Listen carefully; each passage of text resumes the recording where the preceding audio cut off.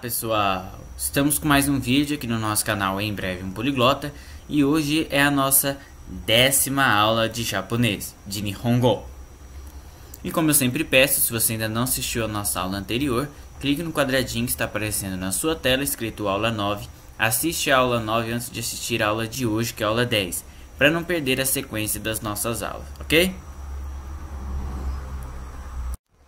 Bom, dando continuidade à aula de hoje, nós vamos falar sobre a classificação dos verbos em japonês, né? Bom, os verbos em japonês a gente primeiro tem que classificar de duas maneiras.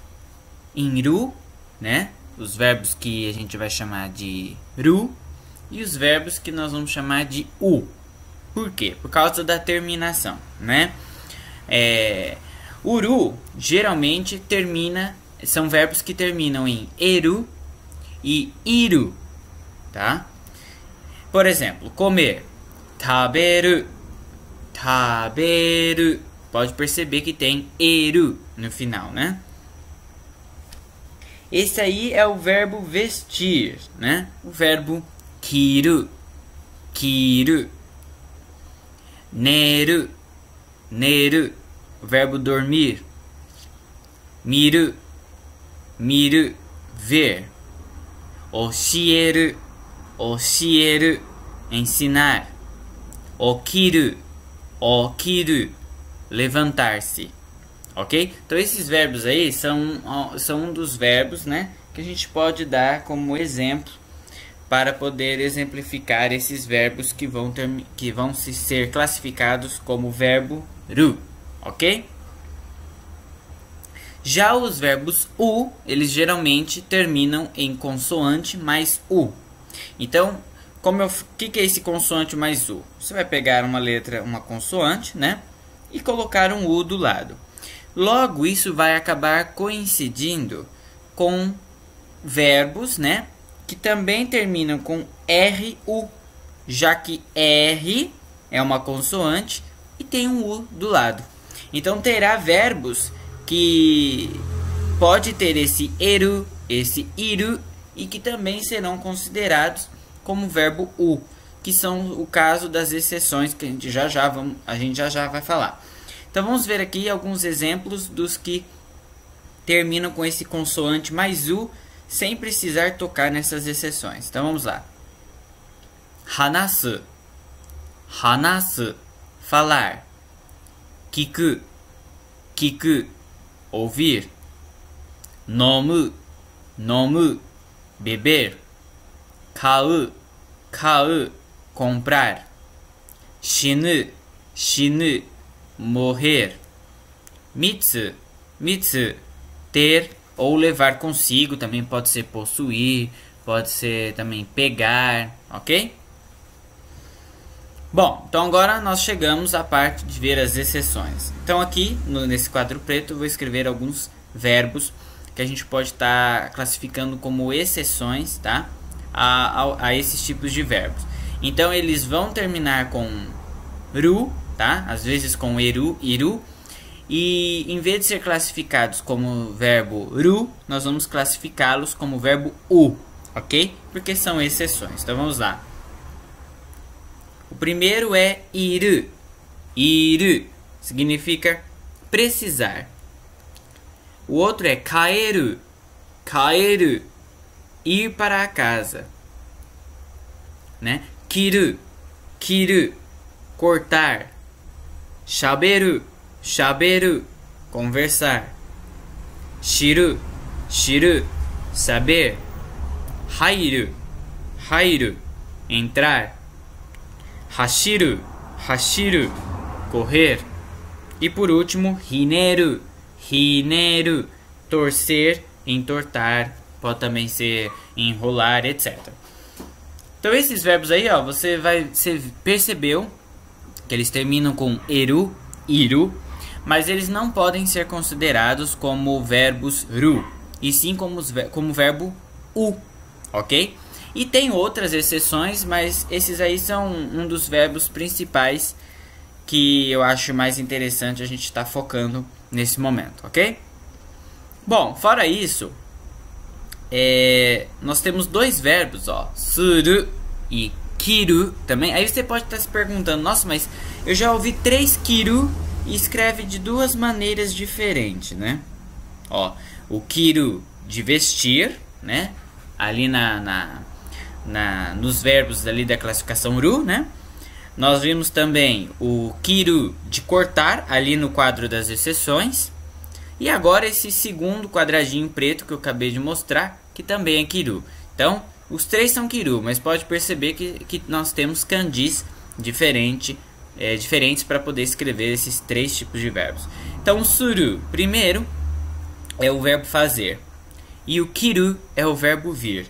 Esses dois verbos, eles não seguem essas regras que a gente acabou de ver de classificação dos verbos, tá?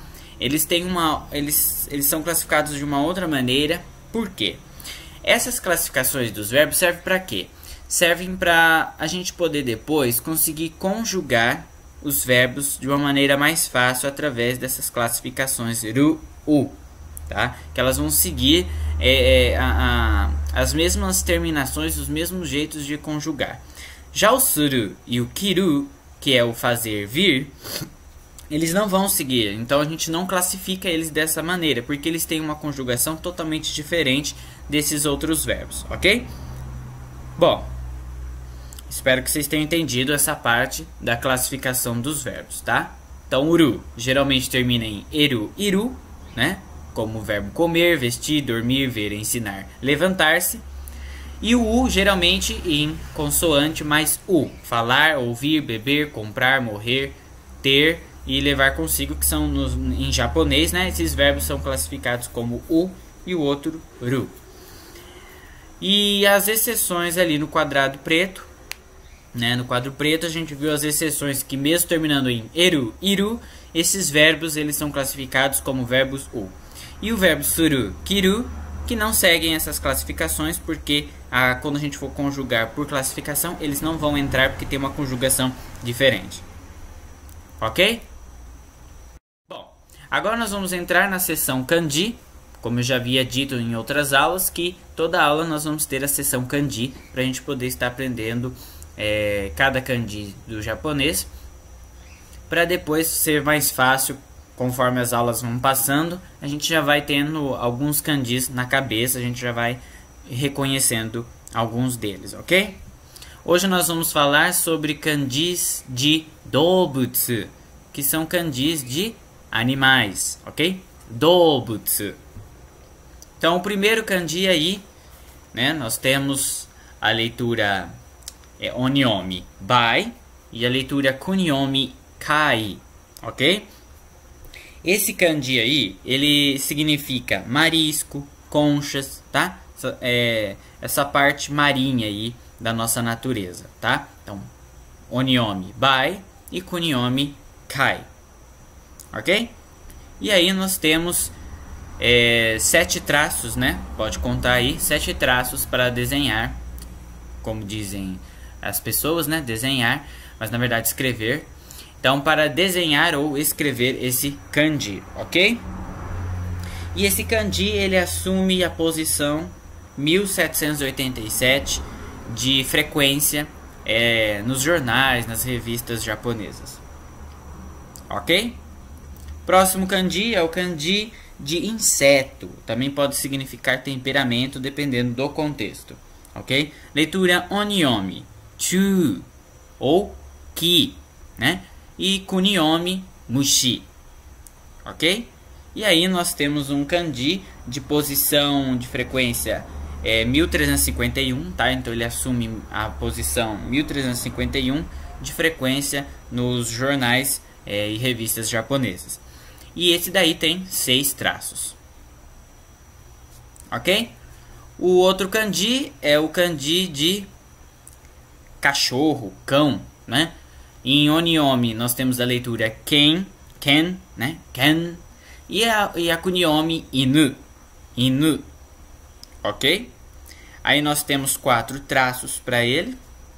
E ele assume a posição 1326 de frequência. Então, o kanji cachorro e o kanji inseto a gente pode perceber que eles têm quase a mesma frequência nos jornais aí, revistas japonesas. Só que é bem distante, ou seja, praticamente não se vê, né? Perto de outros kanjis, esses kanjis são menos frequentes, já que assumem uma posição acima de 1000, ok? Bom, espero que vocês tenham entendido a nossa aula de hoje e gostado também, né? E se você quiser assistir a aula 11, é só clicar aí no quadradinho que está aparecendo na sua tela escrito aula 11. E se você ainda não se inscreveu no nosso canal, por favor, clique no quadradinho que está aparecendo na sua tela escrito se inscreva e fique a par de todos os nossos vídeos, de todas as nossas aulas, ok? Um abraço, Deus abençoe e tchau, tchau, bons estudos!